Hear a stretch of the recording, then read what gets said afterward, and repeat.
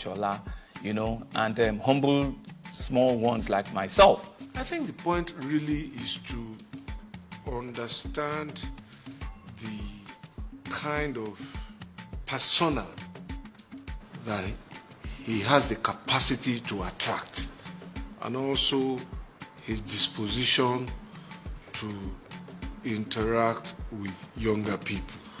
Multidimensionally, of course, from the street trader to the university professor.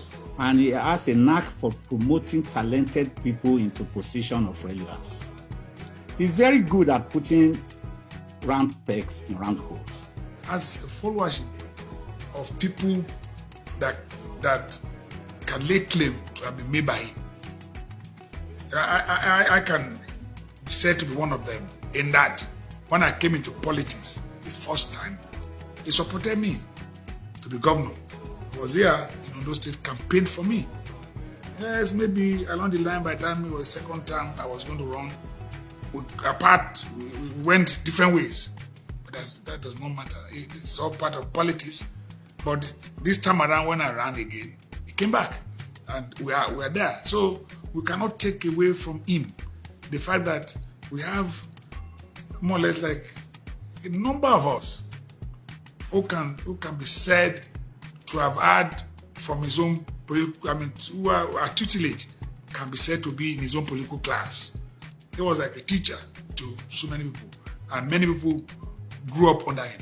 In 8 years of inspiring leadership, he had turned Lagos State around and made it the envy of other states and their governors, some of who visited to understand his magic of governance. When he became a governor, I said, I'm not going to reinvent the wheel. You can't question the accomplishment. As a city governor, I envied what he accomplished in Lagos. And I could still remember when he was governor of Lagos State, he was on the 3rd Mainland Bridge, and there was an accident. He bumped into that accident and saw someone who had been badly injured.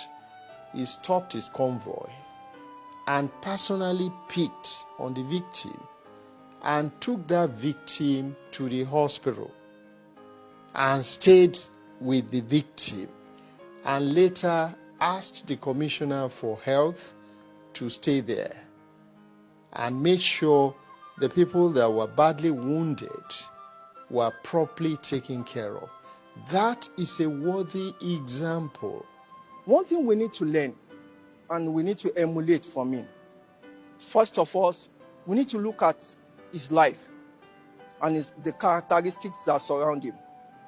One of it is generosity, which Islam has laid emphasis on, which Almighty Allah too has laid emphasis on in the Holy Quran.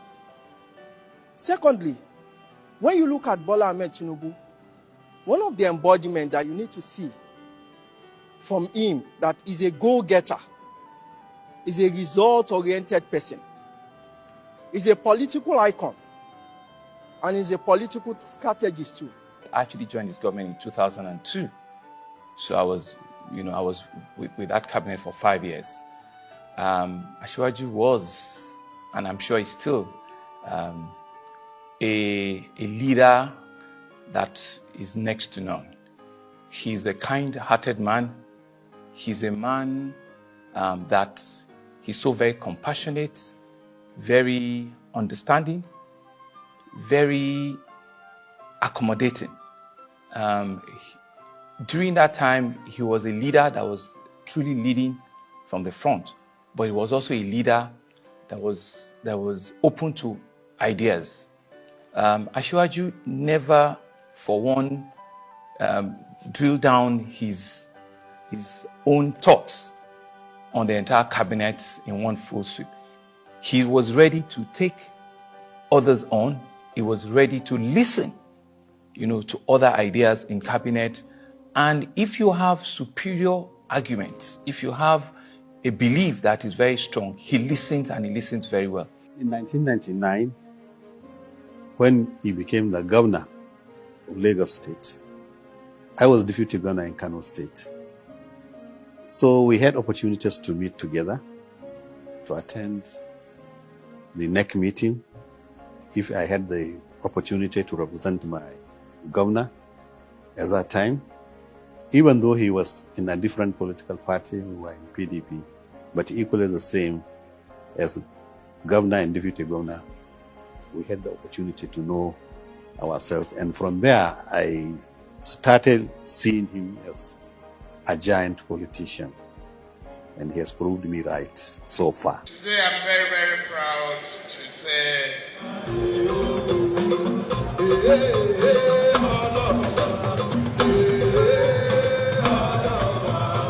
someone that is not very easy to describe. Ashwaju remains an enigma. He is highly intelligent, he's very tenacious, extremely courageous, he's very dependable and very reliable. He's a very consistent person. Okay, can you tell me, is there any other man who can just beat his chest and say, yes, I've done this, I have raised councillor, I have raised supervisory councillor, I have raised chairman, I have raised even senator, house of rep, even governors. Where is that man who will not use only his wife and his children? He moved this to his ego because he has done his best in forming one of the largest political teams in Nigeria. When people believed it could not be done, he did it. Look at Lagos. What he enunciated, the program he formulated, have been followed by successive, and then Lagos today now is one of the best cities in Africa, if not in the world. This is coming from the brain of a single person and his ability to muster people together to have a common goal. Tinubu is one of the best governors Lagos State has ever produced. And consequent governor has followed his footsteps. He has also improved on the life of our youth. We sincerely assess him. I think his tenure in Lagos State, he did his best. He listens to everybody. But when he's by himself, later at night, middle of the night, you know the man that never sleeps. Sometimes we have dinner around 2 a.m., 3 a.m., not only me, with him alone, with other people like that. That's when he starts thinking what everybody has said since morning. Then he'll come out with the right decision to make. He's been very consistent and has left people without wavering. These governors of Lagos were very forthright. His governance of Lagos, very spectacular. As far back as at the time when I was there as chairman of the EFCC, we investigated almost all the governments then. And not just we, because we had very good quality partnership with the UK authorities and also America, FBI. And I remember we did a thorough job in looking into Lagos State, honestly, genuinely. And I told you we were working with Metropolitan Police closely, and they were also looking at some of the governments because